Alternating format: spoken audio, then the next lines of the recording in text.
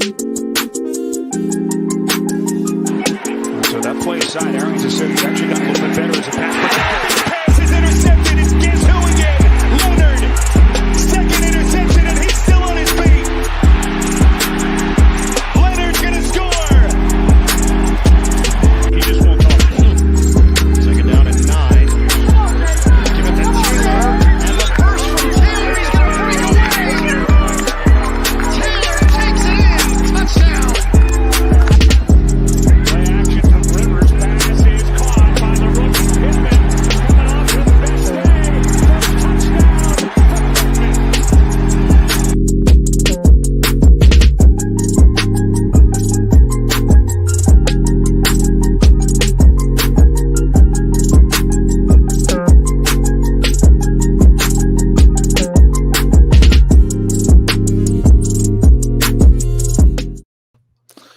Good evening, Colts Nation. Welcome back to another live stream edition of the No Horsing Around podcast, brought to you exclusively by the Lounge Room Network. As always, we are just two dudes talking Colts, and like I said last time, two dudes back together again after doing some solo videos. Heck yeah, man. And we're coming off of some big news. We're coming off of a fun game and some fun stuff to look around to. We're excited too because we're going to do kind of a fan takeover thing here in just a little bit to let you guys kind of help drive the show too. Dude, Zach, man, I'm excited, man. What about you? I'm excited. I mean, I'm just going to dive right in right now, Steven, man. I mean, Carson Wentz, hey, he returned, right? I mean, and not only did he return, I mean, you want to talk about, I mean, you're going to show this highlight right here. I mean, that doesn't look like a guy who is, 3, 4, 5 weeks away from playing football. That looks like a guy who's, honestly 3 or 4 practices away from playing football. I mean, good, man. I mean, dude was slinging it. Very encouraging. I know Pat McAfee, we talked about this before we did the live stream. It said whoever did that surgery on, him and Big Q, I mean, they deserve – that's the best foot doctor in the world, man. I mean, my God, the guy's out there throwing that football around, just slinging it left and right. And I think we can be so encouraged because, what we saw against the Vikings might have been, in my opinion anyways, I'm not going to speak for you, Steven, but it was discouraging. But then Carson Wentz comes out there today. He looks so good.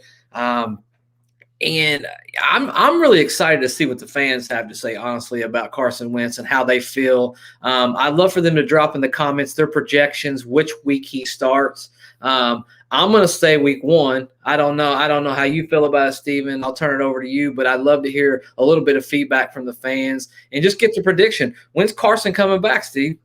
Yeah, obviously I've got my, for those who are visual, who are lovely YouTube, I've got my Carson Wentz jersey on tonight because of the return. I mean, he looked really good, man. I mean, I showed it to some Titans fans of mine. I said, take away your hatred. Take away your hatred for the Colts. Dude doesn't look like he had surgery, 3 weeks ago to the day, just about, is what we're looking at. And doesn't look like it. Doesn't look like he's got a limp. Doesn't look bad. No. It's funny. I mean, my projection, me and you have talked a lot, I mean, off air, but also a little bit, we talk a lot on air too. And I've kind of floated out when I did the one about everybody just breathe when the thing came down. I've kind of, after Wright came out and said that the surgery went about as well as you could possibly go, I have felt like he was going to be back week 1.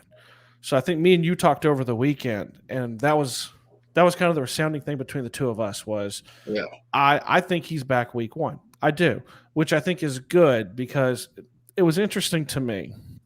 And I know we're going to get to the game, but I think it's good because Wentz looked good. Wentz does look ready. And I was surprised that Eason looked as bad as he did, coming off of a really, really solid week of practice. Yeah. You heard, I think you said it in your video too, that you heard he felt more confident. He had a little bit more command of the position, of the understanding. So, I mean, I was disappointed in how he played, honestly, but this gives me hope. Yeah. And let's not miss out on, as great as it was to have Wentz back too. Big Q's out working. Ryan Kelly looks like he's getting ready to come back. Yes, And sir. Fisher looks really, really good. You're hearing he's doing a lot of work on the side. Yeah. But those are three big guys that are looking to make returns pretty early on at this point. Yeah, I mean, just real quick, shout out to Colts loyalist. He says week 1. I mean, he thinks he's coming back week 1. It kind of that same, it's crazy, man. I mean,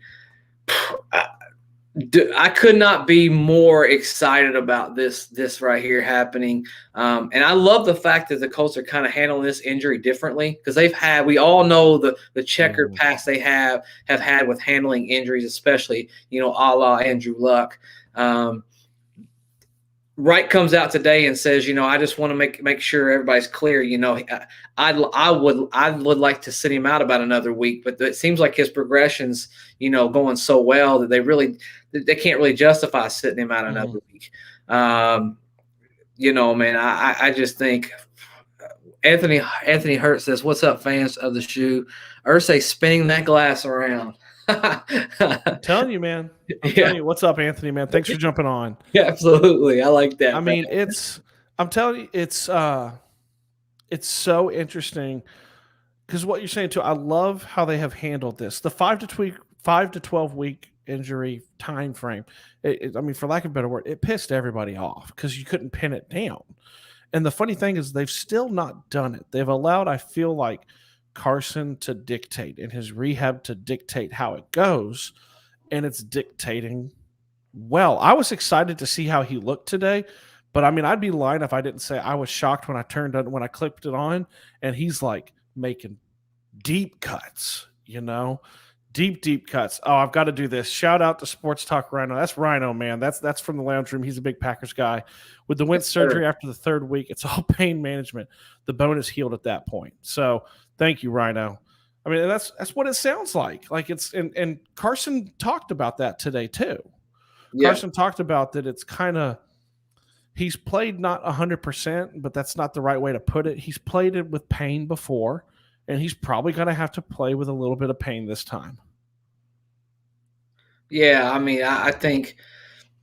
Yeah, I mean, I think even Carson came out and said that, right? Like he said, yeah, it was Carson today who said it. Yeah. I'm going to maybe deal with a little bit of pain, but if it's something that's not going to cause me, be detrimental to my future, I mean, I think he seems more than willing to go out there and kind of grunt through that initial pain. They sound like they're going to have some preset rest days for Carson Wentz, which is nice. I think it's a great idea. They really have this kind of this week right here, Steven, that they can kind of play with that, right? They can take him out there, give him a day off, send him back out there, give him a little bit bigger workload, then give him a day off. I like how they're handling it, and it's nice to go out there and just have their leader around, man. I mean, I think that's such a big deal, having that leader out there, that focal leader. There was a big debate, and we've been debating it really since he got hurt, who was going to step in, who was going to take that role. And there was a big debate over, was Sam Ehlinger going to come in with the start and kind of overtake Jacob Eason? I know everybody, and, shout out to Adam, man. So glad you're hopping on here. That means a lot to us. Really quickly, I have to say, I've joked with Adam. His picture makes him look like he has a killer mustache. It is not that strong. Okay, that's great. I would say that it was a discouraging performance for both. I guess we could find a way to look at Jacob Eason having a couple really good throws, but I felt like, and maybe we'll get into this a little bit later, as the talent level went down, I found it a little bit odd that Jacob started playing a little bit better in that game. That's just my personal take. These guys are going to have to go out there and play this last preseason game. Carson Wentz is not even going to sniff the field for obvious reasons. Can we all just agree that they would be very, very upset? I would be very upset if he sniffed the field. Yeah. It would be a terrible decision, and I don't think that's even a consideration. But, man, I mean, you want to talk about a big day. I mean, you talk about Ryan Kelly, Quentin Nelson, Eric Fisher's getting work on the side. Yeah, I talked to somebody today. I did a little bit of prying. It's not like I have sources. It always drives me nuts when people like me say we have sources, because I do not. But I know a couple people that, that cover the Colts, and I have a pretty decent relationship. And it sounds to me like Fisher, this is the way it was worded to me, sooner rather than later. Not a guarantee, not a slam dunk to come out there week 1 or week 2. But it seemed like sooner rather than later. And I think Fisher, realistically, if you were to say Fisher's on the field starting week 3, I think that's probably a very realistic goal right now. Anything better than that, I think the Colts are just happy, and it's just icing on the cake. But yeah, super excited. We're not going to make the whole podcast about Carson Wentz, although we probably could talk for about an hour and a half, just out of just pure excitement that we have. But wanted to kind of switch over to, the Vikings. We hadn't had a chance together to kind of have our thoughts on that Vikings game. I want to start off. I want to give a hand clap right now, Ben Banagoo. I've been you've heard me say Ben Banaboo before in the fall season. And anytime someone goes out there, I don't mind eating crow, man. Ben Banagoo went out there and balled out, and absolutely they couldn't stop him, Steven, honestly. I mean, anybody they put in front of him, and I know he was playing against second and third stringers for most of that game, but he was literally eating them up. I mean, we want to talk about a guy who wants to earn a spot on this football team, and probably was a fringe guy coming into camp. And he did himself a lot of favors. Quiddy got his first sack. How cool was that, man? Going out there and seeing, you invest your first pick. And there was a controversy with that, Steven. We talked about it that night. Should he have taken Christian Darrisaw? You needed that left tackle. You had that void. But they had deep conviction about Quiddy Pay, and that's why those guys get paid to draft players, and that's why we don't get paid and we talk about Colts football. That's right. I mean, he looked really good, and it is funny with Ben Banagoo. Like the big debate all offseason has been, will he show up? What will he do? I mean, I love this Colts loyalist throwing in here. Ben has a lot of us eating our own words, thankfully. I mean, and it's true. You weren't sure, but he looked good. Quiddy looked good. We don't know how Dial's going to look, but I mean, the draft picks this year are shaping up to have looked really, really good. You've gotten a little lucky with Michael Strawn, which is, we have his stat line kind of scrolling across the bottom just because he's kind of the hot name in Colts Nation right now anyway, too. I mean, backtracking to Eason and Ellinger, I mean, it's interesting to me because I was disappointed to kind of see how they both played. To see Ellinger kind of shrink in that moment where he really needed to shine. I mean, I think you said it best, which was he really had to kind of just show up and blow up in this game to make headway. He's made headway in camp. The worst thing possible for all of this, in my opinion, the worst thing that could have been, but it's going to be okay now because I think Carson's back, is you now go into the third preseason game still not knowing who that backup quarterback is, who might play week 1. Ideally, one of them would have separated so they could get the vast majority of the snaps this week going into the game in the third game, and you're not going to get that because they both didn't look good. I mean, Eason still kind of doing the same thing. Ellinger kind of looks like the 6th round pick he is what it looked like in the game. And I mean, you said it best too. I thought Ellinger was set up to succeed because he was playing with the ones. Yeah. He was, and more ones were playing this game. So I was disappointed. A couple takeaways. I mean, obviously there was the pick 6. To be honest with you, it's funny. He threw 2 interceptions, and the pick 6 was the least, I would call criminal of the 2 that he had. Shout out to the photo bomb from your daughter right behind us right now. In the back. Hey, every single podcast, every single live stream, you can count on the photo bomb. Hey, we love it. We can't help it. She's there. I'll let you continue. That's the no horsing photo bomb.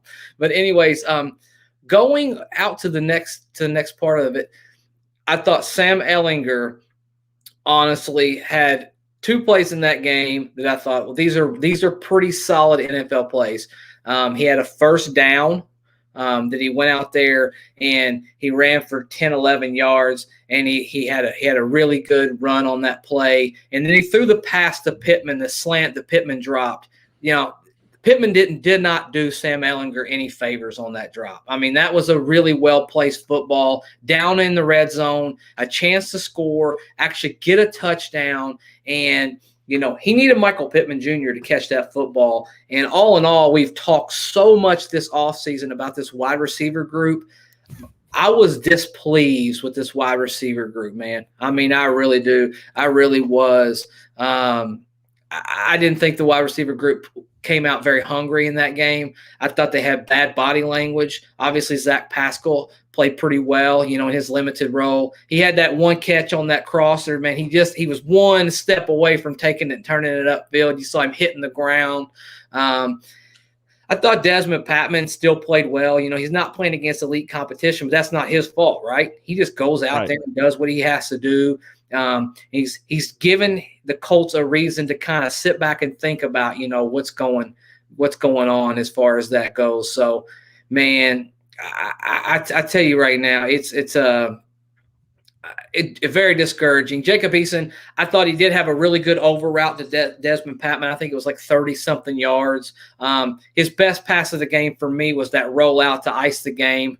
I think that was the Patman as well. That was an NFL throw. But that's an NFL throw against third stringers. Right. We're going to be bagging groceries in a couple of weeks, most likely. They're going to be doing the same thing we're doing. They're not going to be. Yeah, they're going to be talking about it, not doing it. Go get jobs and all that. So here's a question for you.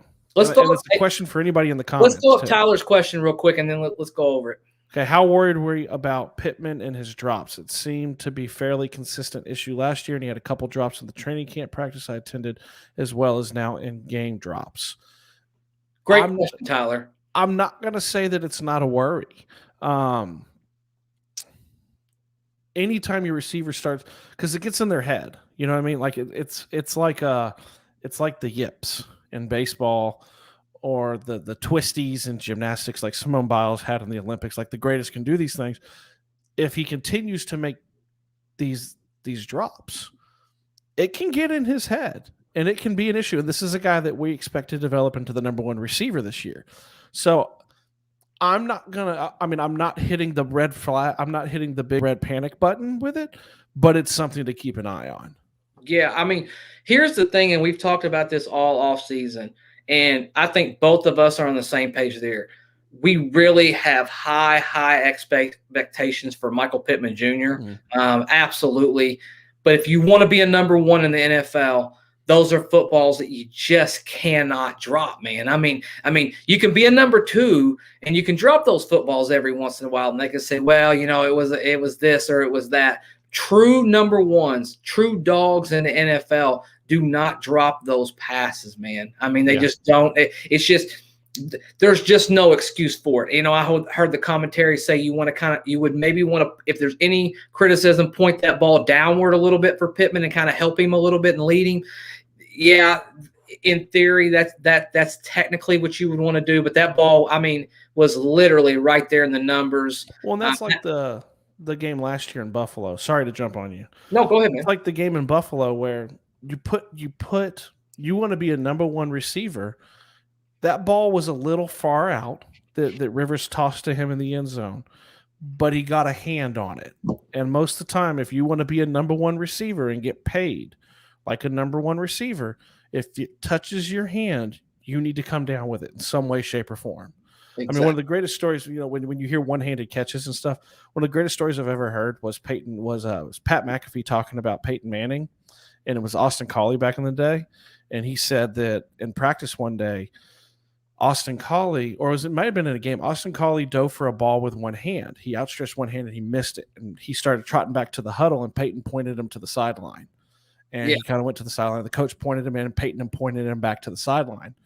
And after they came off, he threw a touchdown to somebody else, like Peyton did. And he came off, and when he asked what was going on, Peyton basically said, he was like, you never go with one hand ever again. You go two hands, to my balls. And it was like, that was like, so I mean, if you want to make that, like, if it hit, my opinion has always been with a receiver, with the money receivers, if it hits you in the one hand, two hand, I don't care. You do have to come down with that. And Steven, not to jump in here, but that's what makes, my favorite Colts player of all time. I've said this on the podcast, Reggie Wayne. What makes those receivers so special is they catch the balls that they're not supposed to catch. Yeah. Not just the ones that they are supposed to catch, but they catch the balls where you're thinking to yourself 3 hours after the game, like, how in the hell did he do that? You know what I mean? Oh, I was at the game when Marvin, everyone knows the picture. In Tennessee, cold, Peyton throws it deep down the center of the field, and Marvin comes up with that one-handed catch, that weird-looking one-handed catch that he kind of reaches out and kind of tucks it in, and he never touched it. I was at that game. Yeah. And it was the most, like, I remember they wouldn't play it on the Jumbotron because they didn't want people to see that he had caught the ball. Yeah. So, I mean, it's just, if you're going to be the number one receiver, you need to make those catches. I was going to say, too, Colts loyalists, 5, 6, 7, 8, he threw it a good question here. What backup situation would we prefer? Brissett last year or Eason this year? It's a good question. I know which way I lean. Bro, I'm telling you right now, you want to talk about that is a fantastic question. Mm-hmm. I said it and I meant it. I never want Jacoby Brissett to play in an Indianapolis Colts uniform ever again, and I stand by that. I just don't think I don't think you get any better. I think it's a lateral move. I think you get a lot of the same. I don't think Jacob is super talented personally. This is just I think he has all the tools. I think, the big problem with Jacob is he's always been that big prototypical quarterback. He was a 5-star high school guy. He went to the big number one quarterback in the class. Number one quarterback in the class, went to Georgia, then went to Washington State. And started his freshman year at Georgia. He's just never really – it just never came together, though. It just never – He's never had to work for it either. I mean, I like him a lot. Together. He's always just been so reliant on that big arm. And I think in the NFL it's impossible. And you see in those passes, he's throwing little 6, 7, 8-yard outs, and he's throwing, 100-mile-an-hour fastball to these tight ends, Kylan Granson. I hated the drops. I feel like if it hits you in your hand, you should catch the football. But he's zipping that ball out there, man. There's no touch at all. He's putting a lot of heat. Strong's just a couple. He's just throwing that ball at just as hard as he can because that's what he's comfortable doing. That's what he always reverts to when he's in a stressful situation. He'll just go back. You know what I mean? Let's see what D. Ray Lewis says. It just happens. T.Y. was the number one, and he had dropped like 3 balls versus Buffalo. It's true. I think you'll drop a ball occasionally, but like the really, really like elite, great number ones just don't drop very many passes. Truthfully, I mean, I get what you're saying, and it does make really good sense. There's every once in a while you'll have that bad game. You just don't want to have, in my opinion. You don't want to have a reputation for dropping balls, on a pretty regular basis. Like Eric Ebron, what's the biggest knock on that guy? Oh, stone hands. No one talks about all the touchdowns that he catches. Everybody talks about all of the balls that he drops when he should catch them, So I think it's important. Now, if Pittman wants to be a number one, you got to catch those balls. If Pittman wants to continue being a number two, then that's probably going to happen, as far as that goes. So I have to say this as you're talking to. It is funny because in our comments for the live stream, we got on this, and this was the whole perp. This was what we wanted. It's like me and Zach were talking about like right before we went on the air. In our minds, this is like a radio show tonight. The lines are open, you guys. Call in, complain, fire back, whatever. And we've brought up Pittman's drops, and it is kind of crazy. It's shifted to TY. I mean, we've got I Go Ham X True Story ENT. TY's been hurt, Then you're talking about Eason. Never really had a lot of reps. A lot of Eason's talk.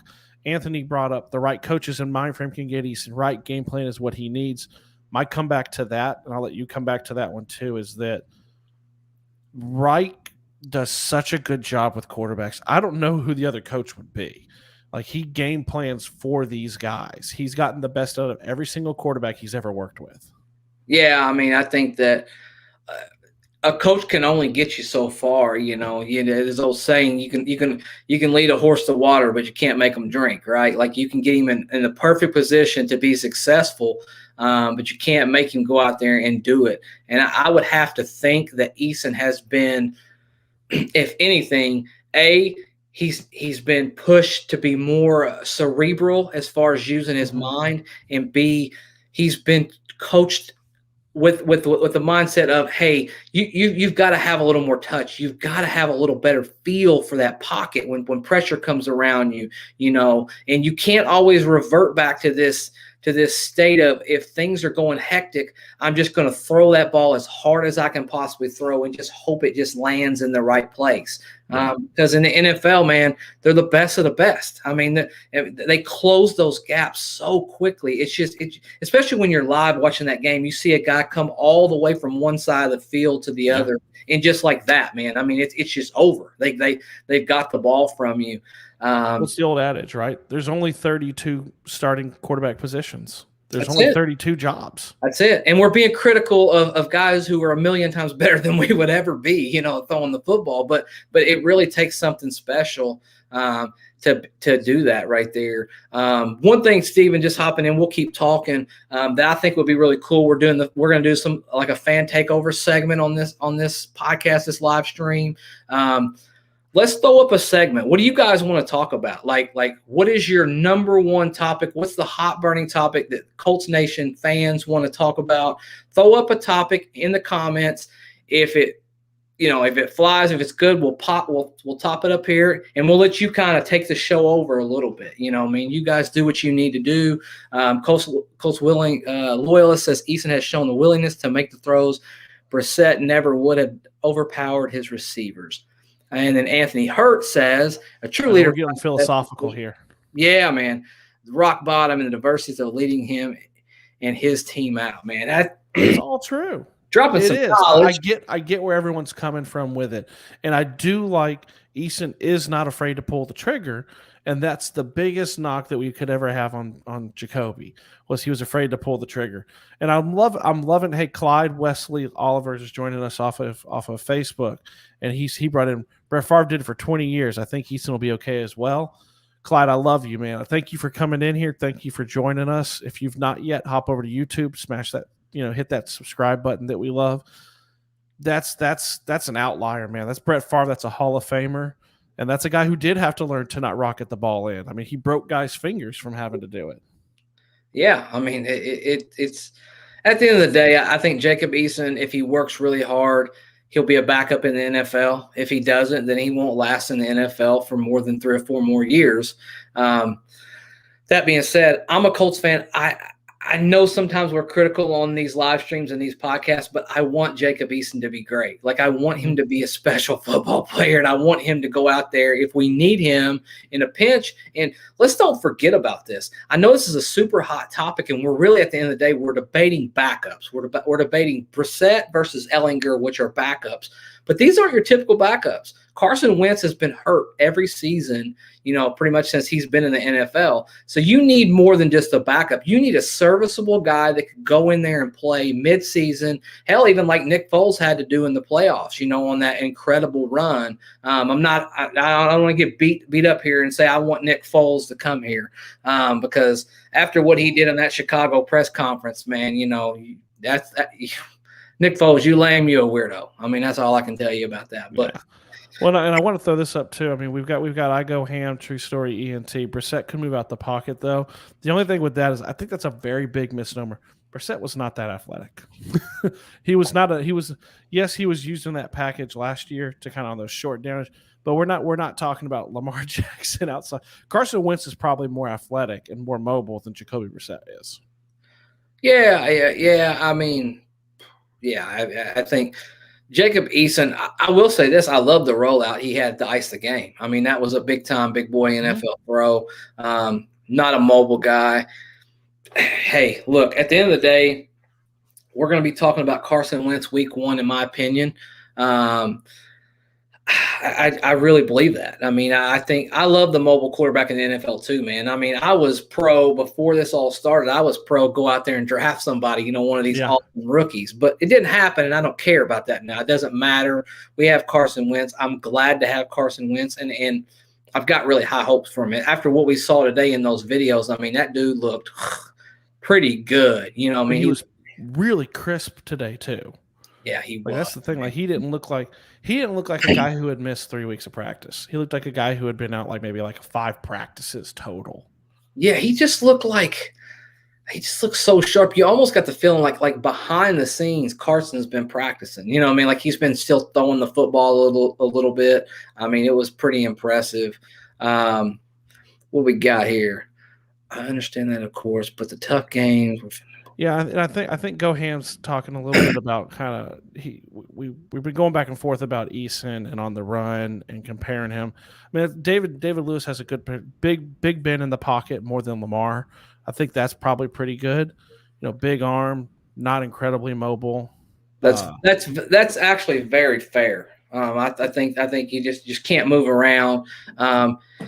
Carson can really buy some time with his legs. Now he's going to have to be safe. He's going to have to definitely be, he's going to have to be smart about it because he's had so many injuries in the past. But I mean, I think that Carson has definitely got a mobility factor to him. Extending plays, rolling out those naked bootlegs, getting those tough little 2 or 3 yards and then sliding. We have a different element, and I think that Frank Reich has his style of quarterback. He wants a guy who can move. He wants a guy who can mentally get the game, and he wants a guy who can really beat you with a big arm. And I think Carson has a lot of those things. Yeah, I mean, and Anthony drops in here. Easton seems to have an ego thing going on, especially with that arm and youth. He can overcome that, though, in my opinion, and be special. I don't know if he has an ego, but he definitely knows that he's got a big arm, and he's like you said earlier, he's relied on that his entire career.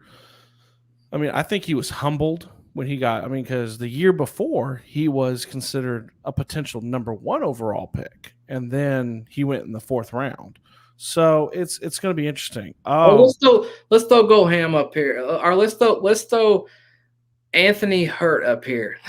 I think Rock is on the fence. Let's go right now. Okay. Right. He looked really solid in the game. Can I go first? Can you do me that favor? You can go first. Okay. I think that's great. So first of all, anybody and everybody who's ever listened to this podcast knows that I am not a Rock Ya-Sin fan. Steven kind of kills me for it a little bit. He played solid in a preseason football game. Good for him. I don't know. I mean, I still worry about him being too handsy. I still worry about I think I just have Rock PTSD, honestly, I think they're still throwing flags in Denver, from a couple of years ago, man, from all those Cortland Sutton holding and pass interference calls that he had. But to give credit to Rock, Rock seems to really be in a place. This might be the best version of Rock. I don't know what that means for us. I don't know how good he can be, but this is probably the best version of Rock Ya-Sin, and I don't think there's any way he gets cut. I mean, I just don't think we don't have anybody on that other side of the field, that has just kind of just taken that leap. TJ Carey, unfortunately, in that first game got hurt. He got nicked up a little bit, and he hasn't had a chance to really get out there and be, participate like I think TJ Carey's the better option. If I'm the head coach, if I'm Matt Eberflus, I'm rolling with TJ Carey. He's limited in certain aspects, but I can count on TJ Carey playing more fundamental football inside of that traditional zone 4-3 defense. Yeah. Well, and I go Ham said that's really what he wanted to talk about was the corners and the safeties, but he was trying to keep it on topic. So, with Rock, I think – like we've said all along, I think he doesn't get benched. He's going to, if he does anything, he'll play himself out of the job. That's what will happen. I'd love for him not to. I also would love to not have to buy a jersey for you because he plays at a Pro Bowl level. But it's going to be interesting to see with the corner position. It is. let's throw Clyde up there. Clyde Wesley Oliver. That I tell you, I was actually Clyde. I was at that draft. And I was in the inner circle. I was one of the 20 people. And I'm going to throw pictures up there. I'm going to do some throwback on Twitter and all that good stuff. And I'll give them to Steven, let him throw them up on all of the outlets that we're on. You should have seen the crowd, to be around 20 grown men knowing that DK Metcalf had slipped out of the first round after we had already traded our first round pick. And then not selecting DK Metcalf, that was quite a day. I mean, I can imagine. I mean, pretty cool video. I don't know if I could show that. I don't know if I could show that on a live stream. Some of the words coming out of people's mouths on that video was not G-rated. But yeah, you're exactly right. Getting back on topic though with the cornerbacks, I think we keep 6. We will be doing our final 53 roster prediction. We're not there yet. We want to see the final game. We want to evaluate it just like everybody else gets a fair evaluation. But there's going to be a time and day where Steven and I will get on here and we'll discuss, and it'll be real heavy on that final 53. In my mind, I think 6 cornerbacks probably make the team. Obviously, Kenny Moore, Xavier Rhodes. I think you'd have to put Rock in there, TJ Carey, Marvell Tell, and Isaiah Rodgers. I think Rodgers gives you that element of a return guy. And I think they want to see more with Rodgers. He's kind of small, but he's one of those interesting players because he's really not Chris Ballard-ish, right? Like he's the opposite kind of what Ballard always goes for, that long, physical, athletic guy, but he doesn't usually go for that short, small, super fast body type.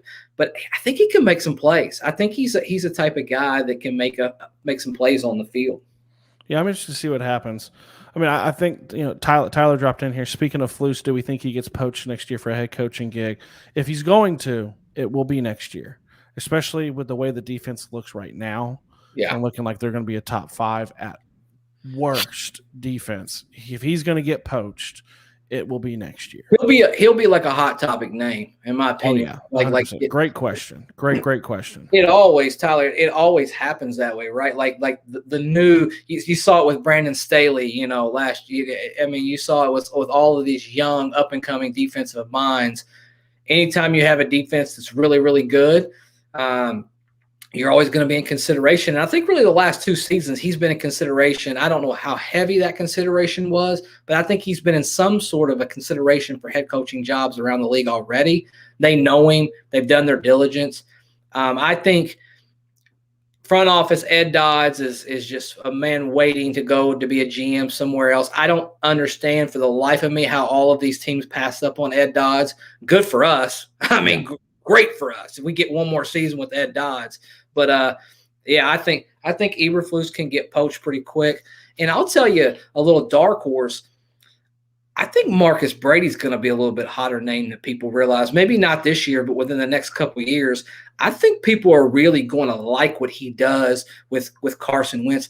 He's an innovative guy. And I think as the season gets going and we stop playing this preseason style football, you're going to see some innovative, different stuff that he and Frank Reich can kind of come up with and scheme up. Yeah, it was fun too because as people who watch us long enough know, like I had a chance to do a little bit of media availability with Coach Brady, and that was a big question: was the innovation coming from Canada, because he's from the CFL, and he was like, very much, yeah. I mean, we're going to kind of roll that all into one and be really innovative. So really quickly, we've got to do this. We got to hit our sponsor time. We got to at least shout out our sponsors. Absolutely. And we're going to are we good? Are we good to announce? Can we announce? Yeah. Let's go. Okay. So our massive shout out, as it scrolls across the bottom, One Call Technology. We give them a shout out every week. Leading Telecommunications. Call them. Y'all know the number by now. Or onecalltech.com. Tell them that. Fanatics is another one. You can go to our website. You can go to our link tree, hit that up. And we are excited to announce the new one that we have is Bet Odds Sportsbook. It's an official sponsor of NoHorsingAround now. So we're really excited. You guys go there. It's a great website, great features. We're going to have into that. We're going to have a promo code that at some point this week. We're going to have a promo code just for our No Horsing fans. we'll do something special for you guys. We'll get out there and get some sort of promo code going for you, get you a discount. And for all those avid sports lovers, we'll definitely make sure that we get you set up with that BetOdds Sportsbook. It's gonna be a cool, collaboration as we move forward. Yeah, I mean, it's exciting. We're really excited to bring them on. I wanted to give that shout out too. Yeah, I mean, today we wanted to, Zach did a great job of kind of our knee jerk reaction to the game. We've had kind of about 48 hours to let that settle. It was more of today. Really, for us, was more of getting on with you guys and seeing what y'all want to talk about. We had such great interaction last time that we were like, me and Zach talking, was like, let's kind of give the show to them. Open the lines, man. Let's see what people come up with. Absolutely. Before we hop off here, is there anything else, anybody that's in the live chat, just one more little hot button topic that we want to talk about before we jump off? If not, we can do what we got to do and move on. But we just love interacting with you guys. I mean, it's just been so fun here recently. The feedback that you guys have been giving us. If you haven't done it already, like, rate, review, subscribe, follow us on YouTube. We've kind of transitioned over to YouTube. That's where our main hub of our content is going to be. Obviously, we're out on Twitter. We're still in the podcast world. So if you like to do, the non-visual, the Colt loyalist question, we'll make that the last one. We'll do the non-visual stuff as well, but we really like to interact with you guys. This is the funnest part for us. We get to enjoy, the banter and back and forth and everything like that. Well, and shout out to like Zach said, make sure we joke. It's caught fire. I've got the picture. I put that stuff out too. You teabag the subscribe button, Big Q style. Hey, maybe one day we can get Big Q to give a shout out for that. That'd be pretty freaking cool. Yeah. And shout out to you guys too. Like Zach, we want to say, we talked about this. We want to set a goal every week when we come with you guys. And our goal last week was 275. We are at 300. So we smashed that goal. We're really excited about that. Let's see. I set lofty expectations. Can we be at 350 by the time we do another live stream, which we'll do another live stream by the probably Sunday or Monday next week. For sure. Let's see what we can do. Let's see what, pass the word along. Get a friend, listen, watch. Like, we're really excited about this. We love that you guys interact with us. We're very thankful, very humbled to be able to do this on a weekly basis, bring you guys this content. And like Zach says, if you've not joined the No Horsing Around family, we're one big family at this point. Yeah. Come on in. Come on. Everybody's welcome. You see, like, I joke, if I scrolled up high enough, let me see, I always joke with him, is Zach's wife always drops in. I call her one of the first ladies of No Horsing. That is my wife dropping in today, because I told her, I said, you got to do it. There's two first ladies of No Horsing, and you are one of them. So she dropped in there. My daughter pops her head in. It is. We're one big family when it comes on here. And let's do this one right. You guys. Let's do this one right here, Steven, and then we'll wrap up. What do you think of the pass rush during the game? We hit on it early. Just quick hitters. Colts loyalist, dude, man. I mean, it's been awesome interacting with you on here. Pass rush looked incredible. I think that's going to be one of the position groups to look at in this final game. Those guys are fighting for their life. I mean, you've got Banagoo, you've got Tyreek Lewis, you've got obviously Quiddy, you've got Kamoko Toure, you've got Akadu Muhammad, you've got Rochelle's look great, man. I mean, yeah. You've got so many guys. It's a deep. Yeah, and that's not even. And Dial's not even back yet. I think he's probably going to be a pup candidate for sure. But man, I mean, you've got a strong position group right there, and they've worked very hard, to have that type of position group. And collectively, I think we finally are starting to get to that point where we're gonna hit on somebody big when it comes to that pass rushing deal, man. I mean, I'm excited. I like it. It's a deep group. I think outside of the receiver group, it's one of the most interesting to watch to see what these cuts are going to look like in the next few weeks. Yeah. Because it's such a cool thing as a Colts fan. I think I put something out about this, was several years ago when Grigson was the GM, we would cut somebody and they would basically have to retire because no one wanted them because they weren't good. Now you cut someone, they're getting picked up. They're going somewhere else. They're going to play for another team because everyone's good. There's not there's not really an untalented player on the team. You feel like now we have our preferences. We have who we like, who we don't like, who we think. I got into a conversation today, obviously, about Patman versus Doolin. If you guys follow me on Twitter, and we don't shout it out because if you're watching, it's all across the bottom. It's at Colts Nation 365, at Stephen Burton 86, at No Horsing. You can see it all the time. But that was a debate that I had, and it is what it is. But it's going to be a really exciting couple of weeks to see where this goes. And we're excited because, like Zach said, we're going to give you guys our final 53 probably after the last game. We'll wait till after that, and then we'll hit one in there. And that'll be one that we do together probably on a live stream. So, yes, Clyde. I was just going to say this. Clyde's with me. Patman for sure. That's what I'm talking about. Okay. Oh, man. See, we dropped one more in here. It's like, let's try to do Anthony next week. I know we try to keep it at about 50 minutes an hour. That's going to be a great question. I think we will. Actually, you know what, Anthony? I got a better idea. What we're going to do is we're going to put Anthony Hurt's question from YouTube up. We're going to run a Twitter poll. We're going to say, what does this contract look like? Love it. We're going to get everybody on Twitter to kind of pile on and let us know what they think. 5 years, how much money? Obviously, he's going to be the highest paid guard in NFL history. We'll throw Anthony Hurt out on Twitter. So look for that, Anthony. Love it. Other than that, I mean, Stephen, I know you always finish up before you do. Like you said earlier, join the family, man. Join this family. We're just two dudes talking Colts football that loves talking Colts football. We love interacting with you. We appreciate all the DMs. We appreciate all the comments. If you haven't subscribed yet, do that. If you have other Colts fans in your circle, say, hey, man, give these guys a listen. You know what I mean? And come on the live stream. We're going to try to do this pretty often as the season goes on just because we enjoy interacting with you guys. That's really what it's all about. The live stream is a fan takeover edition tonight, but really every time is really the fan takeover edition if you really think about it, because at the core of this, we're two fans that just want to kind of hang out with other fans. I mean, that's what it is. What are your last thoughts, Stephen? I got nothing. I mean, we're spoiler alert. We're going to try to do a knee-jerk reaction live stream after every game. Absolutely. Not directly after it, but the day of for you guys. And for those who listen on Apple and Spotify and iHeartRadio, it'll be out there in the morning for you guys. So, I mean, I got nothing else. Tyler, good night to you too, my man. I'm always glad that when you jump in. I end it the same way. I love you.